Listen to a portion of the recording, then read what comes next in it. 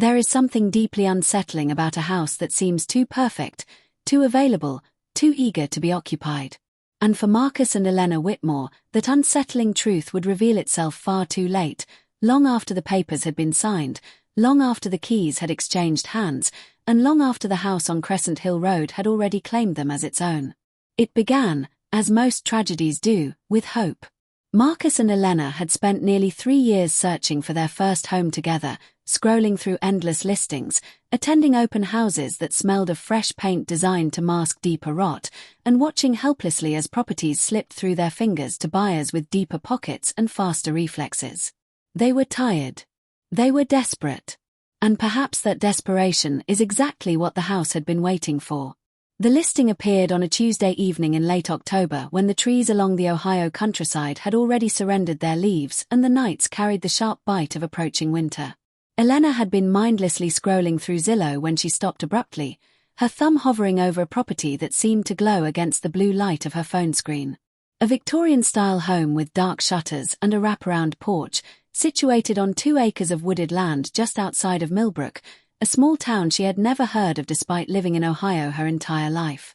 The price was listed at $162,000, nearly $80,000 below market value for a home of that size and acreage. She showed Marcus, and together they examined the listing with the cautious optimism of 2 people who had been disappointed too many times before. There was only one photograph, an exterior shot taken at dusk, the windows of the house reflecting the dying light of the sun in a way that made them appear almost alive. There were no interior photos. The description was sparse, almost cryptic in its brevity. It simply read, "Historic home. Immediate availability. Priced for quick sale." Marcus called the number listed the following morning, and a woman answered on the first ring as though she had been waiting beside the phone.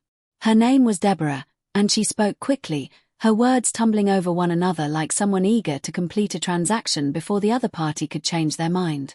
She could show them the property that very afternoon if they were available. They were. The drive to Crescent Hill Road took them through stretches of farmland and dense forest, the GPS guiding them down roads that grew progressively narrower until asphalt gave way to gravel and gravel gave way to hard-packed dirt. The house emerged from the trees like something out of a Gothic novel, its silhouette imposing against the grey October sky. It was beautiful in the way that old things are beautiful, carrying the weight of history in its bones. Deborah was already waiting on the porch when they arrived, a thin woman in her 50s with silver hair pulled back in a tight bun and eyes that never seemed to settle on anything for too long. She greeted them with a smile that did not quite reach those restless eyes and immediately began the tour. The interior of the house was immaculate, almost impossibly so for a property that had supposedly been vacant for over 2 years. The hardwood floors gleamed as though freshly polished. The walls were painted in muted tones of grey and cream. The kitchen had been updated with modern appliances that still bore their manufacturer stickers. And yet, despite its beauty, there was something about the house that made Elena's skin prickle, a presence she could not name but could undeniably feel, like the sensation of being watched from a dark corner of an empty room. Deborah moved through the tour with hurried efficiency, glossing over rooms with vague gestures and deflecting questions with practiced ambiguity. When Marcus asked about the previous owners, she simply said they had relocated suddenly for work. When Elena inquired about the remarkably low price, Deborah attributed it to an estate sale, heirs who wanted to liquidate quickly and move on. The answers were plausible enough, but something in Deborah's voice, a slight tremor beneath the surface, suggested that the truth was far more complicated. Despite their reservations, Marcus and Elena made an offer that evening. It was accepted within the hour without negotiation. The closing process moved with unusual speed, and within 3 weeks, they were standing in the foyer of their new home, surrounded by moving boxes and the overwhelming silence of the countryside. The first month was uneventful, almost idyllic.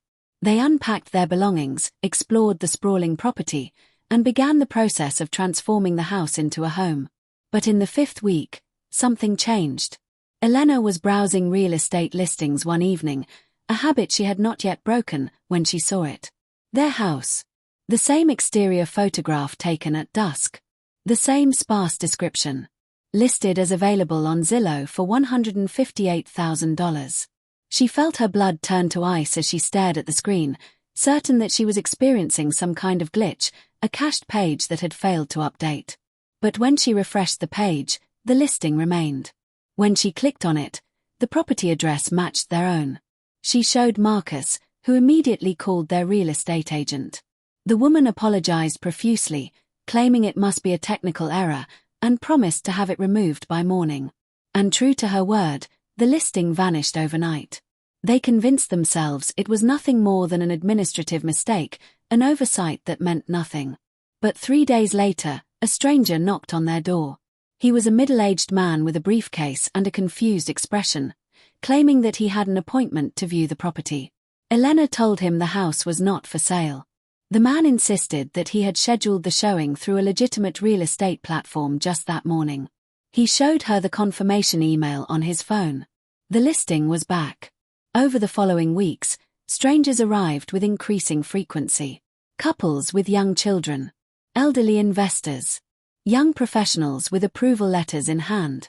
They all came with the same story, the same confusion, the same insistence that they had scheduled legitimate viewings for a house that was most certainly listed as available. Each time, Marcus and Elena would contact the platform, demand the listing be removed, and receive assurances that the matter had been resolved. And each time, the listing would reappear within days, sometimes within hours.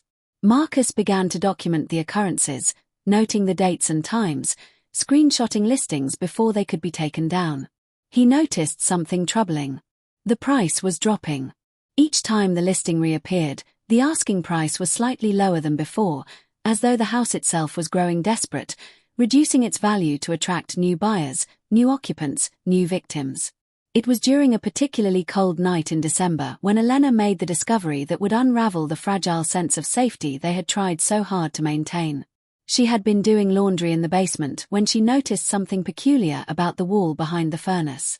A section of drywall that did not match the rest, newer in appearance but poorly installed, with slight gaps at the seams. She pressed her hand against it and felt the wall give slightly, flexing inward as though there was empty space behind it. Marcus retrieved a crowbar from the garage, and together they pried away the drywall panel.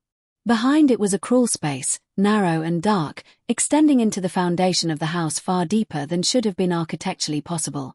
The smell that emerged was thick and stale, the trapped air of decades finally exhaling into the basement. Elena retrieved a flashlight, and Marcus crawled inside while she held the light steady. What he found in that suffocating darkness would haunt him for the remainder of his life. Belongings. Dozens of them. Personal items that spanned decades. A woman's leather purse from what appeared to be the 1970s, still containing a wallet with identification and $17 in cash. A child's stuffed rabbit, its fur matted and grey with age. Reading glasses. Wedding rings. A man's wristwatch, frozen at 3:17. Photograph albums filled with smiling faces of families who had supposedly moved away, supposedly started new lives elsewhere. And at the very back of the crawlspace, Marcus's flashlight illuminated something that made his heart stop. Suitcases. A dozen of them, stacked neatly against the foundation wall. Luggage tags still attached with names and addresses and dates that spanned from 1953 to 2019. Packed bags for trips that were never taken. Belongings of families that had never left. They called the police that night, and the investigation that followed would dominate local news for months. Authorities discovered that the house on Crescent Hill Road had changed ownership 17 times since 1951. Of those 17 families, 14 had seemingly vanished without explanation, leaving behind jobs, bank accounts, extended relatives who spent years wondering what had happened to their loved ones. But here is where the story takes its darkest turn, the detail that investigators could never explain and that the media chose to bury beneath more palatable narratives. There was no evidence of foul play. No human perpetrator. No killer hiding in the walls or buried in the basement floor. The families had simply disappeared as though they had stepped through a door that led somewhere other than outside. The belongings in the crawlspace had not been hidden by human hands. They had been collected, curated, catalogued by something that defied rational explanation. Marcus and Elena fled the house that December night and never returned. They abandoned their belongings, forfeited their investment, and moved across the country to a small apartment in Arizona where the sun never stopped shining and the houses were new and without history. But 6 months later, Elena received an email notification from Zillow, the kind that comes when a property matching your saved preferences becomes available. She opened it with trembling hands, already knowing what she would find.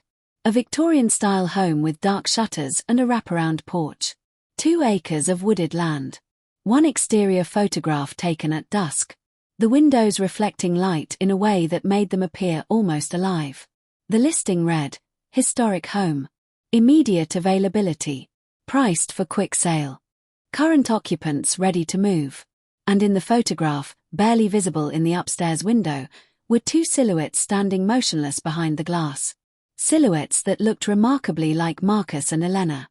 Some houses are not built by human hands. Some houses are not homes at all but rather mouths, waiting patiently across the decades for families foolish enough to step inside. And the house on Crescent Hill Road is still listed, still waiting, still hungry. Perhaps you have seen it in your own late-night scrolling. Perhaps you have saved it to your favorites, drawn by its impossible price and its undeniable charm. Perhaps you have already scheduled a showing. If so, pay attention to the windows. Look closely at the glass. And ask yourself whether the figures standing there are the current occupants or merely the most recent additions to the house's collection. If this story kept you on the edge of your seat, if you felt that chill crawl down your spine, then you are exactly where you belong. Join this growing family of horror enthusiasts by clicking the subscribe button and tapping that notification bell so you never miss another descent into darkness. Share this story with someone brave enough to listen. Leave a comment telling us whether you would have bought that house, and let the like button know that you survived until the very end. Until next time, sleep well, and whatever you do, never trust a listing that seems too good to be true.